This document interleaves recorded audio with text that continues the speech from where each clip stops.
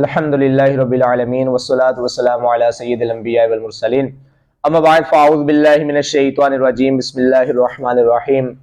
عزیز ناظرین کرام، آج مرزا جہلمی جو کہ جہلم کا رہنے والا ہے، اس نے ایک ویڈیو ریکارڈ کروائی جس کے اندر اس نے تمام انبیاء کرام علیہ الصلوۃ والسلام کے اوپر ایک تہمت باندھی۔ دراصل یہ تہمت اس نے اس وجہ سے ان کے اوپر باندھی ہے کہ اس کے سمجھنے میں غلطی ہو گئی ہے کہ اس نے سمجھنا کچھ اور تھا اور وہ سمجھ کچھ اور بیٹھا ہے۔ تو یہی بات ہے کہ جب بندہ بغیر کسی استاد کے پاس بیٹھے، بغیر پڑھے کوئی چیزیں سیکھنے کی کوشش کرتا ہے تو وہ یقیناً دھوکہ کھا جاتا ہے، نہیں پڑھ پاتا۔ اب میں آپ سے یہ ڈسکس کرنا چاہوں گا کہ اس کا پس منظر کیا ہے۔ امام زرقانی نے ایک بات لکھی ہے جس کو امام احمد رضا خان بریلوی جن کو ہم اعلیٰ حضرت کہتے ہیں، انہوں نے اپنی کتاب ملفوظات اعلیٰ حضرت کے اندر نقل کیا ہے۔ عبارت یہ ہے کہ امام زرقانی آپ نے لکھا ہے کہ انبیاء کرام علیہ الصلوۃ والسلام، آپ کی ازواج جو ہیں، آپ کی قبروں میں جتنے بھی انبیاء کرام علیہ الصلوۃ والسلام تشریف لے جا چکے، ان کی قبروں میں ان کی ازواج پیش کی جاتی ہیں اور وہ انبیاء کرام علیہ الصلوۃ والسلام ان کے ساتھ شب باشی فرماتے ہیں۔ مرزا محمد علی انجینئر جہلمی اس نے یہ بات کی ہے، اس نے امام زرقانی جو کہ مصری عالم ہے ان کے بارے میں بدتمیزی کی، اعلیٰ حضرت رحمۃ اللہ تعالی علیہ آپ کے اوپر بھی گستاخی کا فتویٰ لگایا۔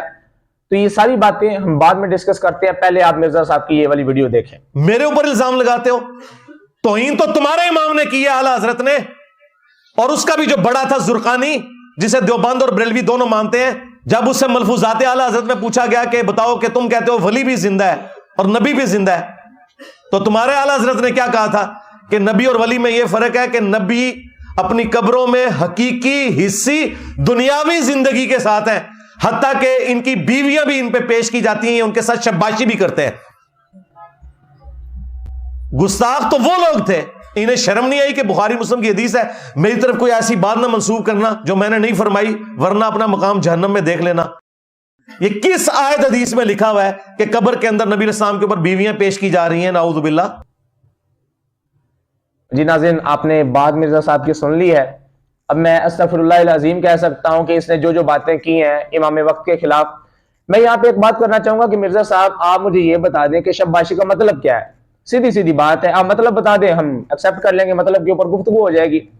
آپ خود ڈکشنری اٹھا کر دیکھیں عربی لغت کی، کہ عربی لغت میں جہاں جہاں جماع مراد لینا ہوتا ہے، جہاں جہاں ہم بستری مراد لینی ہوتی ہے، وہاں پر جماع کا لفظ بولا جاتا ہے کہ فلاں نے فلاں کے ساتھ جماع کیا۔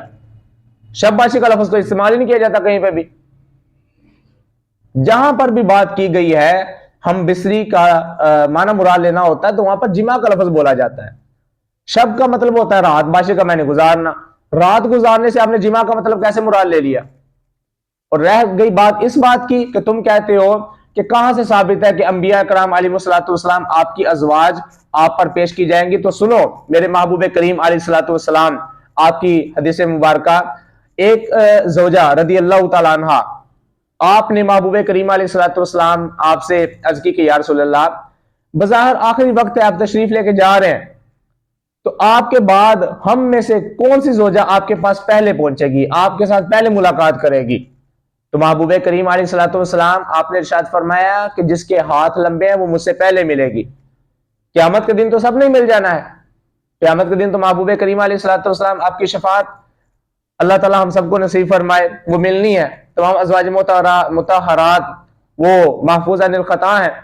تو میں آپ سے یہ والی بات کرنا چاہ رہا ہوں کہ بھائی جان، آپ نے جو جماع مراد لیا ہے وہ آپ نے بالکل غلط مراد لیا ہے۔ شب باشی کا مطلب ہے رات گزارنا، اور رات گزارنے کے اندر کہیں پہ بھی یہ نہیں لکھا کہ رات گزار کوئی کسی کے ساتھ رات گزارے تو اس کا مطلب یہ ہوتا ہے کہ ان دونوں نے آپس میں ہم بستری کی ہے۔ انبیاء کرام علیہ الصلوۃ والسلام کے بارے میں زبان کھولنے سے اچھا ہے کہ تم اپنے گریبان کے اندر جھانکو کہ کتنی غلاظتیں بھری ہوئی ہیں۔ اپنے آپ کے اوپر غور کرو مرزا صاحب، اپنے آپ کو خود آپ بڑا عالمی فتنہ کہتے ہیں، اب ہم آپ کو کیا کہہ سکتے ہیں؟ تو آج کی ہماری بات یہاں پر ختم ہوتی ہے۔ اللہ تبارک و تعالی ہمارا حامی و ناصر ہو۔